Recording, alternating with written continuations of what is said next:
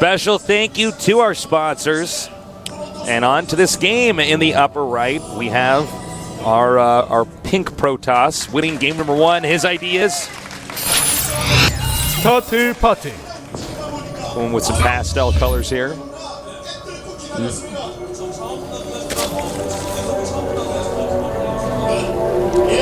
His opponent in the bottom left, one of the newer Zergs here, losing in game number 1. He needs to bring it back here in game number 2. Maybe this is the map he can do it on. His ideas. GSL symbol.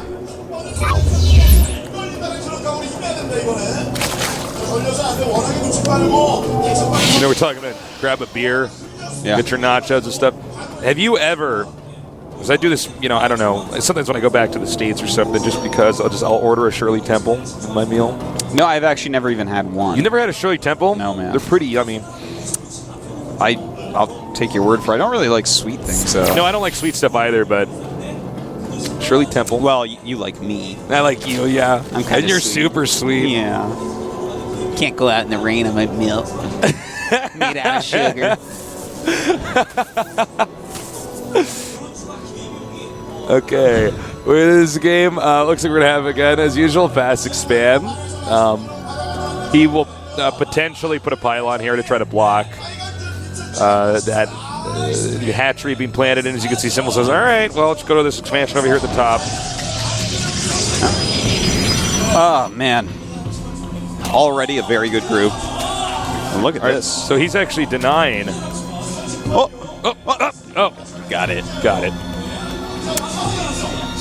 Well, all right. So very standard openings. Yeah, I'm so happy with that last game that we just saw. It was a very strong game from both players. It was a macro game. I liked seeing the tactics used by Symbol. It's something that we've been missing out on in Korea a little bit. We haven't seen Baneling drops here in a bit. I almost feel like DreamHack has already altered the metagame somewhat with Tamaga and Maro really focusing on those types of strategies. Oh, wow. He's never lost a game on this. Symbol hasn't. Oh, wow. 5-0. That's actually pretty good. And then well, I guess this is going to be it's going to be part of the 20% that Symbol Parting loses, huh? Could be. Yeah. It's going to have to be, man, or those stats are lies. Yeah, there's always this group of guys that watch StarCraft that they take these stats, like the guy that used, for fantasy football, where he just takes every stat too seriously. Yeah, you know what I'm talking about. And it is interesting because it's happened since StarCraft 1 and stuff, where stats are interesting to look at, but you can't really rely on them at all in a given game. I don't care if a map is 90% wins for a race, right? Yeah. In one game, anything can happen. Well, it just depends on how they're opening and what. Jesus Christ. So here's another stat. Actually, let's just go back to saying all strats are true. Win rates, if he wins the first one 11-0, that's pretty good. Yeah. But, you're right. Anything can happen. It depends on what the strats do, the mood of the players that day, and no matter to concentrate. Yeah, no matter what the balance is for a map, if you're just preparing for one game against one opponent, in even the bad matchup for the map, you can absolutely come up with something that will kill him one time. That is absolutely true. Yeah, you totally can. So, anyways. Fun little diatribe. Thanks, Tasteless. Good usage of the word diatribe there. You're welcome. That was good. Yeah. Normally I try to jump on you and use a big word and I'm like, that's wrong. No. That was good. I'm never actually wrong, though. No. You're just finally starting to realize I'm starting to catch on. Well, what's Protoss doing? Can you take our preview screen over there to the Protoss? Sure, we get an extra screen here and just try to figure out what else is going on in the game. Looks like he's actually getting really quick third and fourth gases. Quad gas right away. Really what fast. Does that mean? What does that mean? I don't know. Well, I would say for sure we're going to see a Twilight Council coming up for the +2. Maybe he's going to get DTs? I mean, it could be... do you think? Well, I don't know. I feel like with DTs, you have to get them so quick that he would have already had the Twilight down. Well, I don't know. I mean, it's weird because I would assume that you get any of your other tech buildings before you get the other two gases, you know? I feel like it's going to be a +2 blinker all in. Blinker all in. Soccer blink all in. When you see the gases that quickly, you got to think, okay, what is this for? If it was a DT rush, he would have already thrown down the Twilight so fast.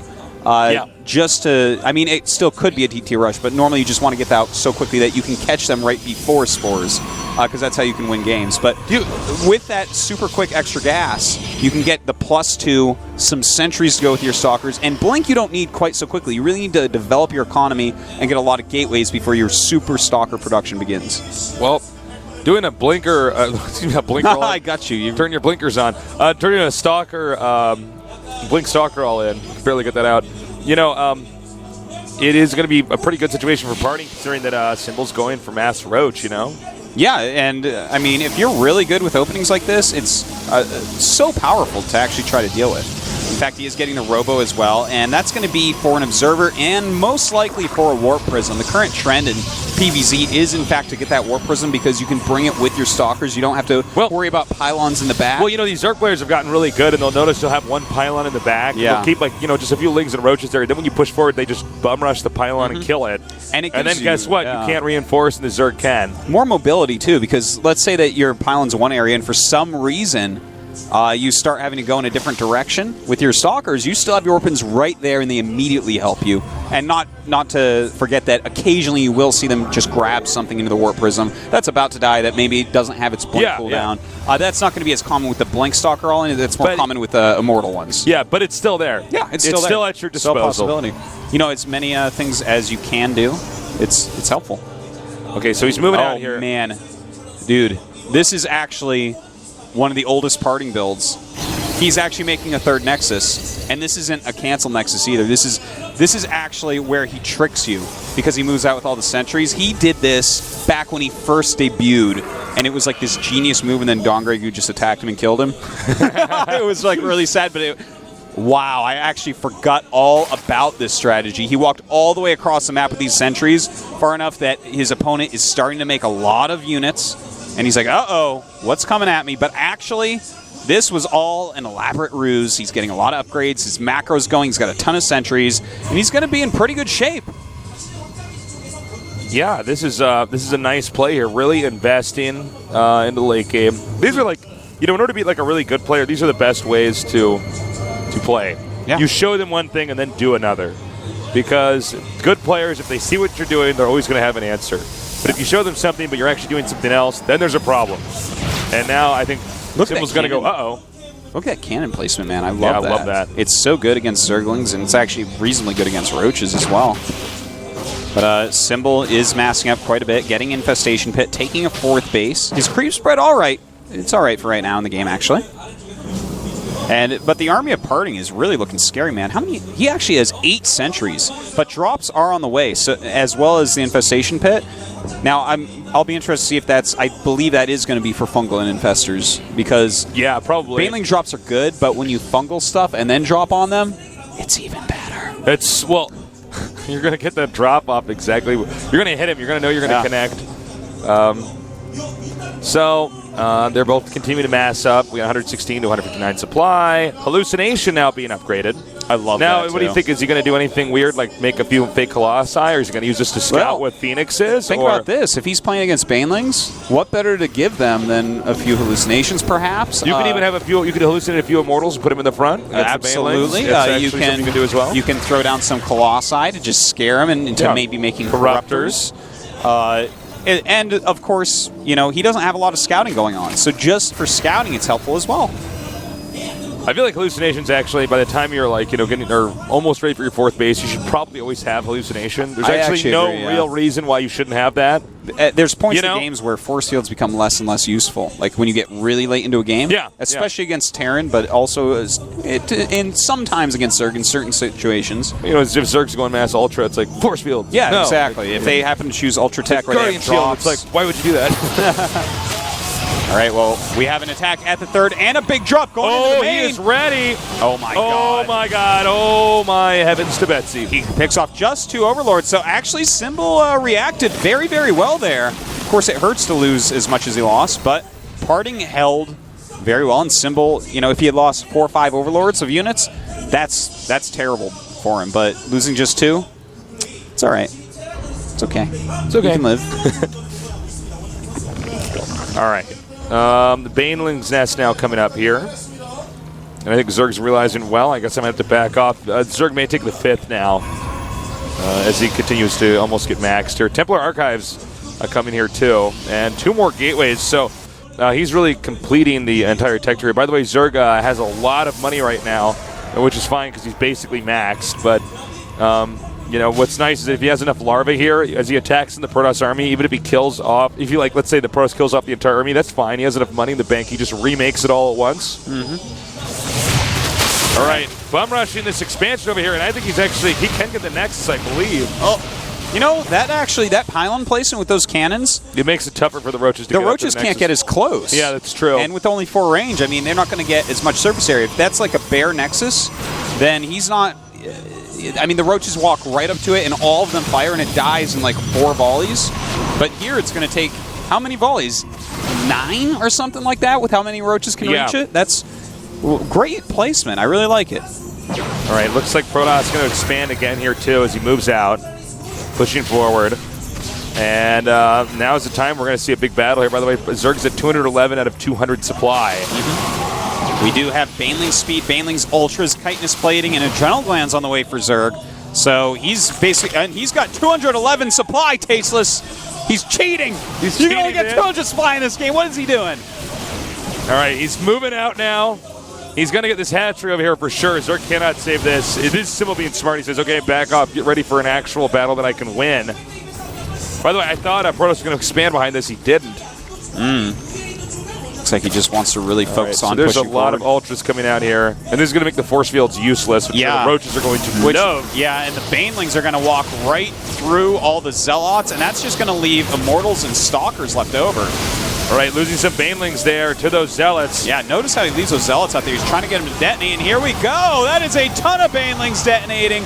All of the sentries are gone. All of the Immortals about to go as well. All that we have left here are Stalkers, and Symbol is crushing through. Still maxed out against 140 of now Parting. He has some Zealots and Archons over here, and he's now pushing the Zerg back. Again, Parting's still not expanding on this. He probably wants to blink forward and get that Ultralisk. 106 Lings in production, and without Force Field, those Lings are all going to connect. Thing is, they are only on 1/1 upgrades, whereas there's +3 on these Zealots, Stalkers, and Archons, so they are going to rip through them. But oh my god, 56 Banelings on the way. Oh my god! This is what you can do when you get rid of all of the Force Fields. Tasteless. Like bubble I wrap. love it. Yeah.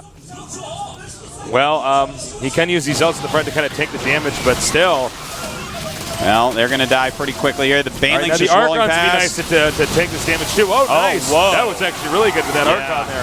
It truly was, but there are just too many units here, man. With 3K in the bank left, still maxed out against 118 of Parting. It's looking like Parting is going to lose this game. Yeah, Parting only just now trying to get that expansion up, and oh so too late at that. You know what's funny, Tasteless? What? The way the metagame's going currently, Banelings are better against Protoss than Terran nowadays. I know. That was actually a really nice play. I think he needs to remake some sentries. I don't know if he has enough. There's no Ultra in the group right now, so if he can get up a few more sentries. Oh, that's true, yeah. He can actually force field off the armies. But it looks like he wants to spend all his gas on Archons, which I kind of get. You know, if you make 4 or 5 sentries, it's going to take a while to get a lot of force fields. And if he does remake any Ultras, then you're going to be in trouble. But I love that he's not remaking Ultras. He used those until all of the sentries are gone. Yeah. It's beautiful play, man. Look at that, a blink in on the Banelings. A great move there. And here we come, the Banelings rolling down. But those Archons trying to do a lot of damage, trying to split as best he can, is Parting. That was actually a great split. Wow. Are you serious? That split was so good. It was so good. He's actually going good. to hold this. I don't know if he's going to hold the next attack.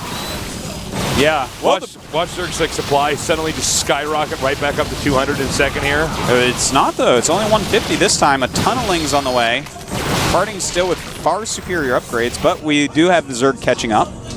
All right, he's got a couple of Lings streamlined here. Now, you got to be careful when you're Zerg doing this, because if you end up attacking again too many times over, then you're actually going to we're in this position where you could have been ahead, but now you're actually behind. Nice.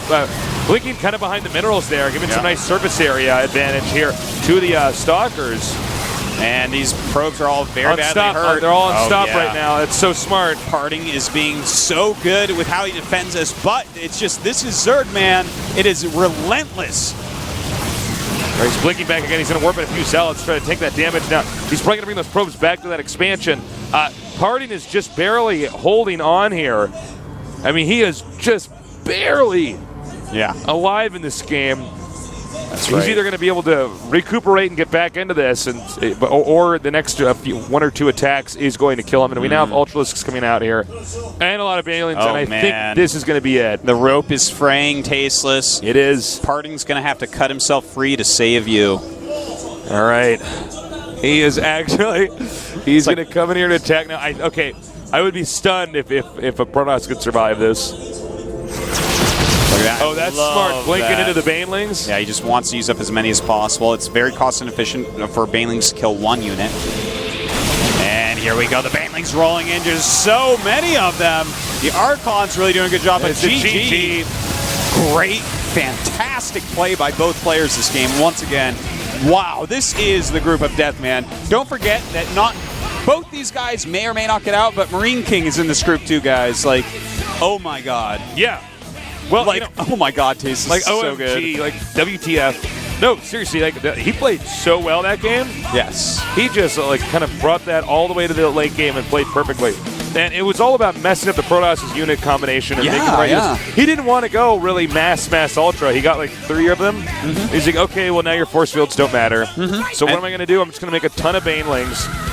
Yeah, and then at the end, switching back in Ultras, realizing, oh, you're being kind of cost efficient against these low damage output units. I'll just get some that have a lot of damage output to buy time for the low damage output. To remake that, yeah. It's, or I guess I should say hit points, but anyways, just great play, man, but by both players. Parting, I haven't seen that build from him in months and months and months. Do you think he should have gone? My God, it's packed in here. Yeah. Do you think he should have gone with the timing, the Blink Stalker timing that we thought he was going to do until he tricked not only Symbol but us as well? You know, 2 base all-ins may or may not work. Parting, that's an old build he's used for a long time, and he's upset, Yeah, man. Parting does not look It's like, calm. I can't believe I lost a game. I'm playing so well. It's like, yeah, you are, but guess who else is playing so well? That Zerd over there. Symbol. That's right. All right, well, we'll see what Parting does now. We are going to be on Cloud Kingdom. We're going to see who's going to be crowned the king of this map. That's right. Yeah. It's Game of Thrones. This is nerds. Tasteless's kingdom here. This is when I fell from Cloud Kingdom. It's the best pickup line ever. It's a StarCraft nerd pickup line. Yeah. If telling them that you have 300 APM doesn't work, use that one. Artos is teaching people StarCraft and getting nerds laid. That's right. All right, so the final game to see who's going to be a little bit closer to getting out of the GSL Code S group here and who's going to have a harder time in the road ahead. I'm Tasteless, with me is Artosis.